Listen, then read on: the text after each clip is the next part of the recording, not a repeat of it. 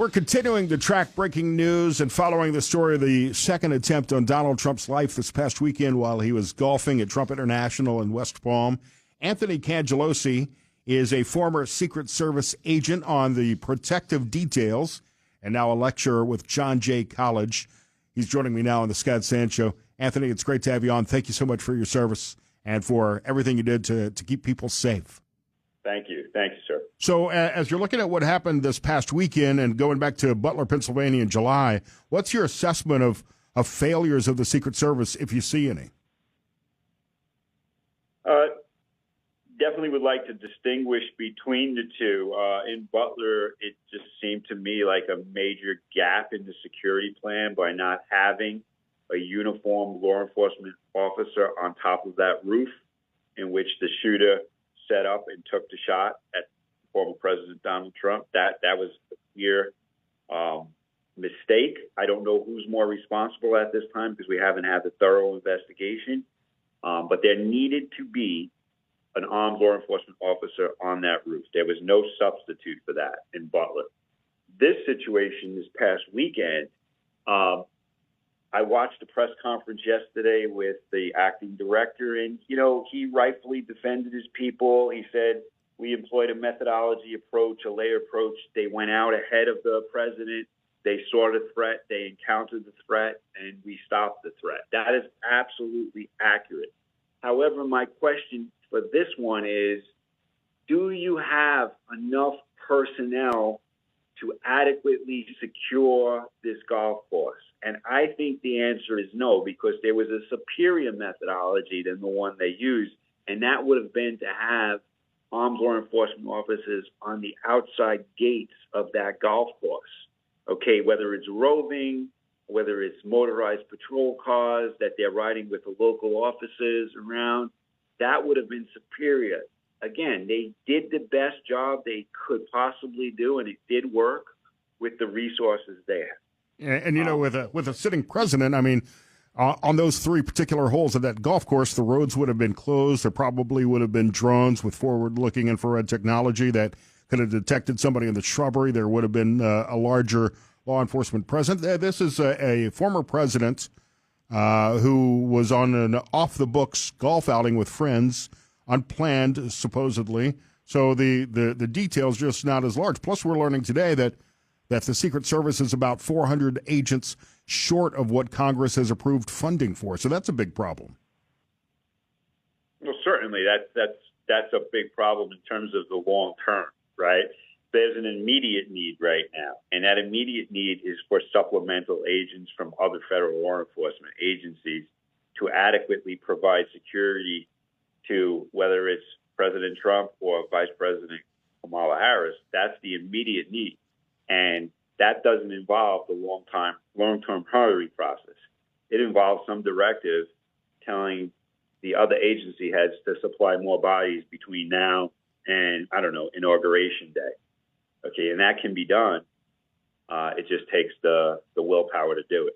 We're talking to former Secret Service agent and John Jay College lecturer Anthony Cangelosi here on the Scott Sand Show. How are you trained to do the advance on a detail like this past weekend and be able to spot a random muzzle through a chain link fence and shrubbery?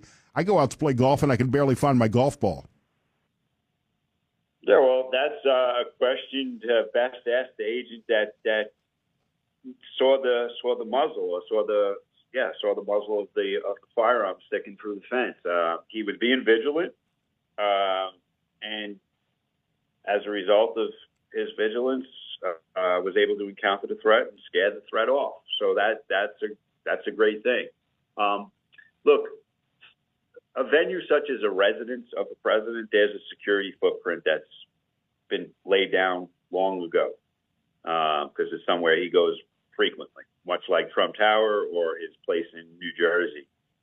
So the question here is whether or not they need additional manpower to adequately secure this residence and this golf course. Yeah, I would think so. And of course, too, looking at the aftermath, I think the current acting director has handled this attempted assassination much better than the previous director did. and it seems like the aftermath has been a little bit more transparent, which has quelled some of the conspiracy rumors about it. Yeah, I would say that's accurate. At the press conference yesterday, like you said, he defended the hard work his people are doing, and they are working very hard. A lot of these agents are working, 12, 14-hour days, 21 straight days in a row without a break, and that's difficult work, particularly in some of the weather conditions that they have to encounter. Their plan on Sunday did work. But what I think we all need is additional support from these other federal law enforcement agencies that's going to, one, provide additional layer of security for the protectees, and two, kind of give the current agents a little bit of a breather. We're talking to John Jay College lecturer and former Secret Service agent Anthony Cangelosi on the Scott Sand Show. Anthony, I've talked to some friends of mine who are former agents in the Secret Service, former agents in the FBI, and one of the items of reform that they've mentioned, tell me if you agree with this or disagree, is that Secret Service should be taken back out from Homeland Security and returned to Treasury or operated independently. Some of the other FBI agents have also said that maybe take away some of the investigative responsibilities of the Secret Service, like counterfeiting, and just make them the elite protective service that the Secret Service is known for. We have to do nuance on that one. Is it going to change the fact that they need significantly more personnel, more special agents? That's the long-term solution. They need more agents. But the short-term solution, the immediate solution right now, is what I think we all need to focus on. Getting through this election without any more assassination attempts, or even worse, an assassination, is to supplement these details with other agents from other federal law enforcement agencies. That's something that should be done. It should have been done already, and it needs to be done. In terms of long-term, moving them from the Department of Homeland Security to Treasury, I don't know how much of a difference that makes, but that's a conversation, I think, for another day. I know we're almost out of time, Anthony, but if you're an agent now on duty with the Secret Service, is your antenna really up now? I mean, after the first attempt in Butler, Pennsylvania, I would think the red flags and alarms were going off. But now if you're on any protective service, is this a swarm mentality where one assassination attempt begets a second, and now a second attempt opens the door for other crazies to make their attempt either on Donald Trump or somebody else? Sure. I think that, being vigilant as an agent is part of the job, and certainly the atmosphere seems to be worse at this particular moment in time. And I would venture to say most agents their level of vigilance has been escalated as a result. Secret Service agent, John Jay College lecturer, Anthony Cangelosi on the Scott Sand Show. Thanks for your time. Great insight. You're welcome. Have a great day, Scott.